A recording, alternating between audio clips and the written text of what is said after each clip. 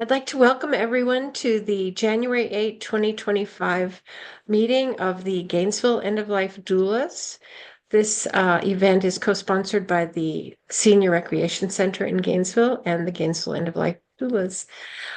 Today, this is our first meeting of the new year. And so our topic is cleaning, clearing, and preparing for a new year.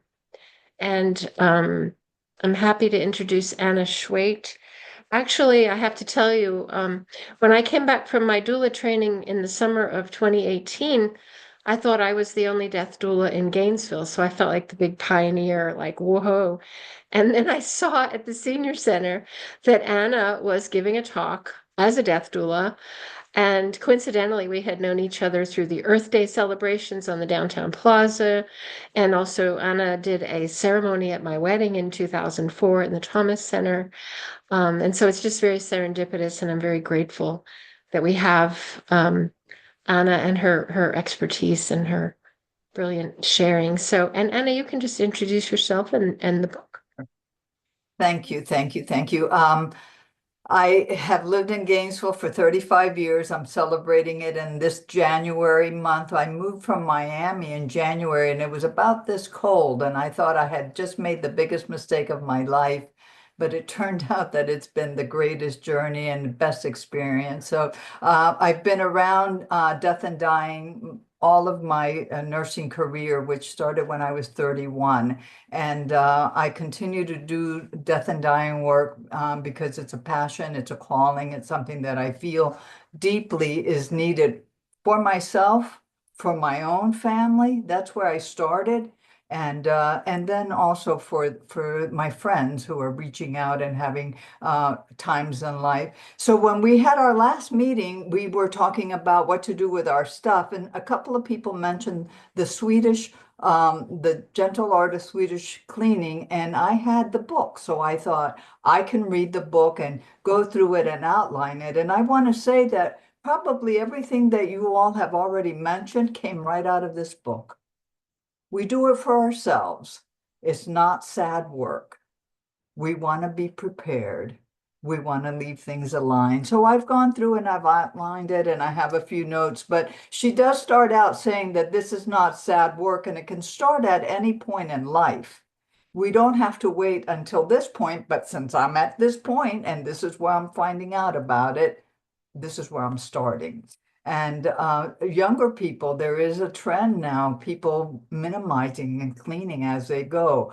Our generation, my generation didn't do that. I accumulated as much as I possibly could. And now I'm here to say, who owns all this stuff, you know? And I have to now sit with it all. The meaning of the word in the Swedish language was to remove unnecessary things.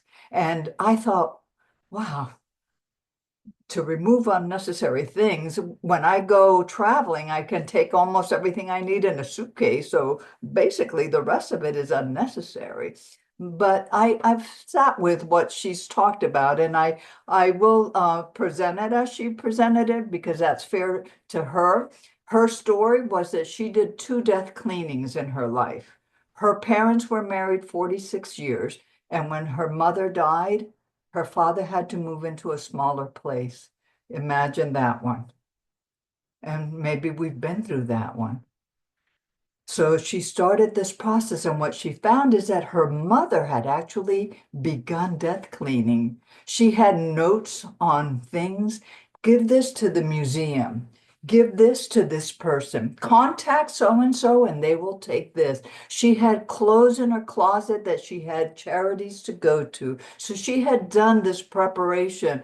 And when Margareta found these items labeled and ready to be disposed of, handled, she felt like her mother was with her. It was a form of consolation for her to recognize that she had started and propelled this motion forward by allowing things to be given away and donated to where she wanted to. And I really love that idea. So then I felt like, well, maybe I don't have to completely let go of everything that I have and make my house more stark or simpler, but I definitely have a responsibility to take care of and look at what I have.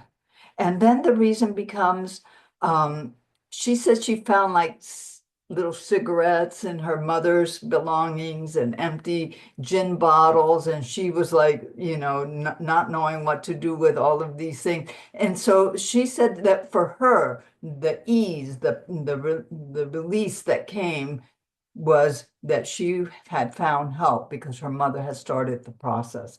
When then moved fast forward in life, she had 5 children by that time. And one of the paragraphs in this book, the opening is, do not ever imagine that anyone will wish or be able to schedule time off to take care of what you didn't bother to do. And I thought, oh my gosh, no matter how much they love you, don't leave this burden to them. And I thought, yes, I don't want to leave a burden to them. So then when her husband died, they'd been married 48 years, 5 children, I can imagine. And she said that the loss was so hard, the grief was so much that having to come to terms that she had to now move into a smaller place, she felt that because she had done it before, she was better prepared for it. Don't rush with some of her counsel. Don't feel like you have to just bulldoze through things. Take your time, collect your community. Let's get together and talk about it. Get a second opinion on things, dialogue, and make sure that you get in touch with your feelings. And I thought, wow, that's really wonderful because we have this community. We've started the dialogue, and now I think all of us are aware, conscious enough. And I thought, that's what it will require. That's what it will require of me, that I stay conscious enough that as I look around, I can say, this is what I need to have a good life and the life that I want to have. And this is the things that I love, and I'm not going to get rid of them. And go through my items and sort them out and be able to take an inventory. That's what she asked us to do at the beginning. Go through every room. And she created all of these different categories for us to go to and just take a look around. Let's say the first one she recommended was a closet, clothes, shoes, and handbags. Oh, I thought, there's a good place for me to begin. I looked in a closet and I saw clothes for different occasions, work, gym, this, ceremony, different life events that we have. And so I could realize that I didn't need all of this, that I could just really reduce it to this. And I have started that process. She mentions then moving into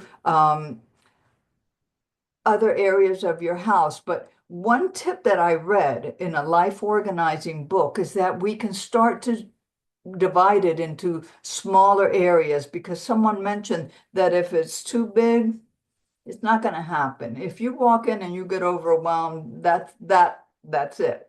You're overwhelmed, and then we start from that point. But what some authors have suggested is every day, if you can, allow yourself 15 to 30 minutes to sort and purge. Just do that. Pick a drawer, pick a cabinet, pick a shelf, pick something, and allow yourself to touch the items and say, look at the expiration dates, look at what is on, what you need.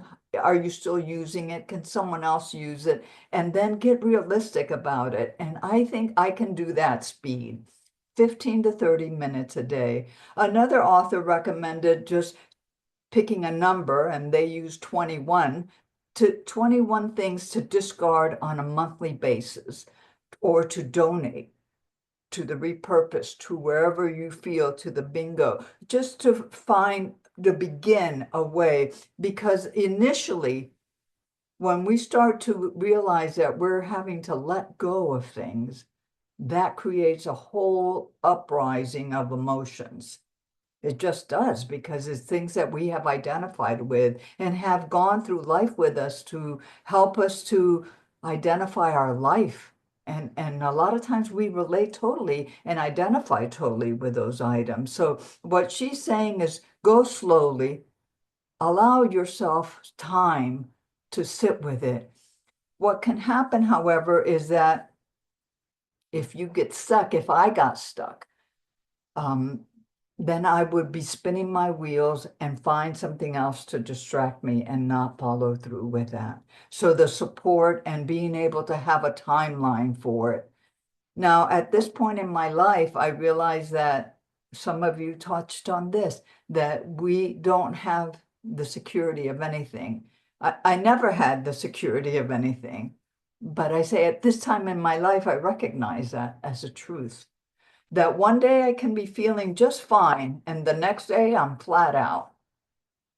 And while we have the time, while we have the energy, while we have the mental clarity, let's start the task that is at hand for us to do. And then, this why do it at all? Because as we've identified for ourselves, I want to have peace of mind.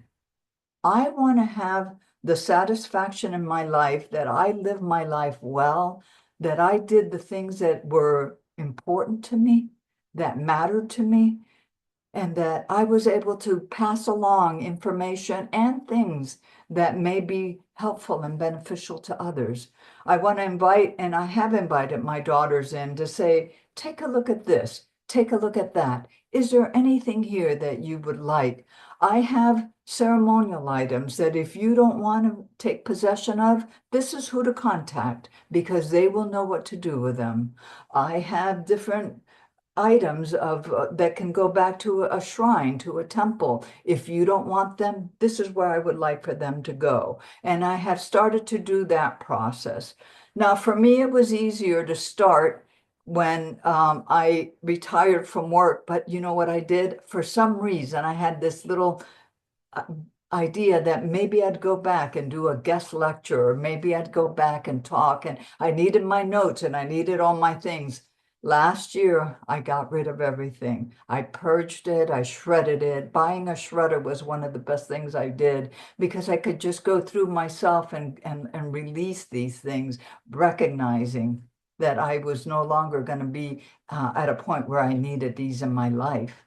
And so it gave me freedom. And all of that was in a filing cabinet, a big, massive cabinet. And I emptied all the drawers and then I gave the cabinet away. And I have brand new real estate in my home that I can put different things in and decorate however I want now, and moved out the books, the textbooks and things of that nature that were taking up a lot of shelf space and brought in things that I wanted. It was easier for me to start there because that chapter of my life had been closed. And 8 years afterwards, I was fairly certain I was not going to go back and do a guest lecture on pharmacology or whatever. And here I am now saying, what do I do with the rest of my stuff? And who can I call in to donate it to? What I found that for me, this process brought up a lot.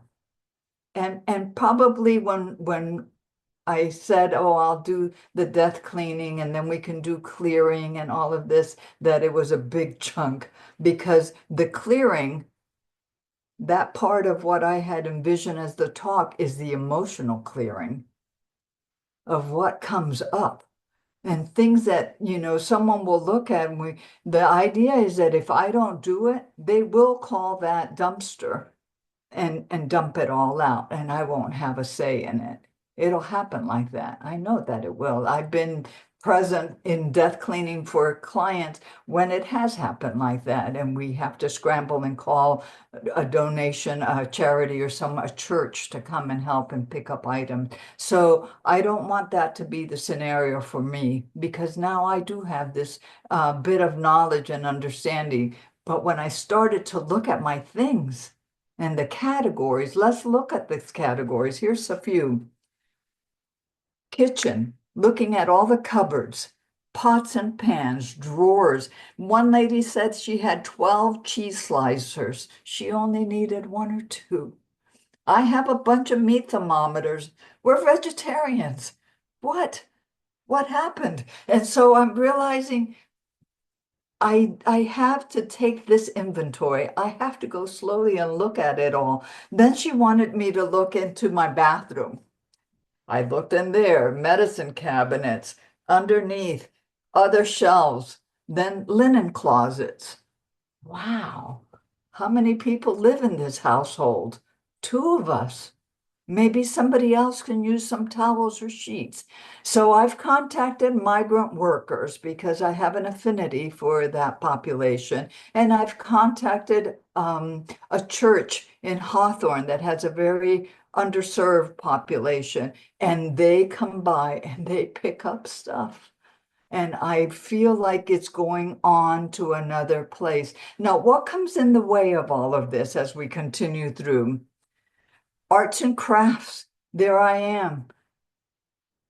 Material, patterns, threads, and another category, music or books. Jewelry. Oh my God, I don't even want to stop at jewelry. I think I've been collecting jewelry all my life. Gifts and things. Vases and figurines. Furniture. And then it gets into family recipes, letters, and photographs. And those are the hardest. Those are the most sentimental. Those are the ones that can really grab at our heart and cause us to stop in our tracks to remember. Now, that isn't a bad journey to take. It's just that you don't want to be distracted from the work and you want to be able to have support. If you fall into grief or you fall into an area of emotional upheaval, then call a doula, call us, we'll be here, email us. I'm certainly, feel free to contact me. I'll say it for myself. I would love to offer support as you go through this, because these are the things that we have collected for our lifetime, things that have had meaning to us, and they don't stop having meaning now because I'm old. I still have the same meaning and connection to them. I had a friend that I love very much, and he came to live with me at the end of his life. He was 87, and he developed a very fast-moving, aggressive lung cancer. And I volunteered that I would do the death cleaning after he died. He was very good. He started the process. He had boxes labeled. This goes there, Friends of the Library. This goes to my original prep school. This goes to my alma mater, where he went to a boarding school. And then he graduated from a PhD in music in Harvard. And as I was going through boxes and papers in one room that wasn't so clearly designated, it took me a month. But I found this paper just folded, and it was his PhD from Harvard, 1931. It's yellow and it's crinkled and has a hole or two in it, but I'm not going to throw it away. I'm not. It doesn't take up that much space. And I don't mind if they throw that in the dumpster. I just am not going to throw it because I have that connection. I know the work he did when he was a copyist and a musician. So I'm not throwing that piece of paper away. I had gone to Mexico to travel, looking around in my items, and I saw this old toy that I had bought there. Probably bought it for $1 or $2 from a vendor. Look how cute. Chickens. They peck at these things with a little ball that goes around. And I bought it for a grandchild who immediately plucked off a chicken. So I had to super glue it back on. I realized that it's not a child's toy.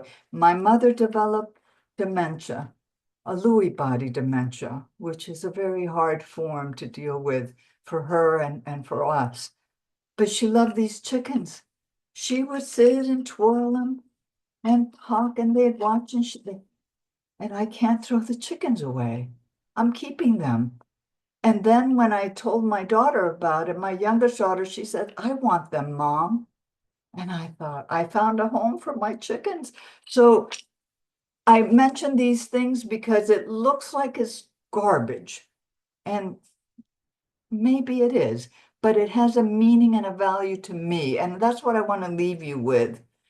If it has a meaning and a value to you, that's it. You're the one who's determining whether or not it does. And so in that case, we can label, it could be discarded. I have drums that I'm leaving for grandchildren. Sometimes there you come in, you see behind there's a label for this is for this and this is for that. I can put things in and leave a notebook, which is what my friend George did. He said in box number 32 through 50 can go here. And I thought, clever. He's given me like a code here that I can follow. My own emotional attachments get very intense. I have a hard time letting go, let's say, of letters, letting go of things that in time were just a one-time event, something that happened once. I have a very difficult time with that. She mentions, and I think it's a good suggestion, that if there's anything in your life that is meant only for your eyes to see, make sure that that happens. Don't leave it around. Journals, letters, things that are private to you and that no one else needs to be involved in, go ahead and discard it. I can tell you that most recently when I was sick, I thought, oh my God, where are those journals? Unfortunately, due to internet problems, that meeting recording was cut short, so we were not able to record the rest of the meeting. If you'd like to contact me about the Gainesville End-of-Life Doulas, you can email GoodGriefWoman@gmail.com because we have these meetings every month and we'd love to have you come. They are the second Wednesday at 3 p.m. on Zoom. Thank you so much.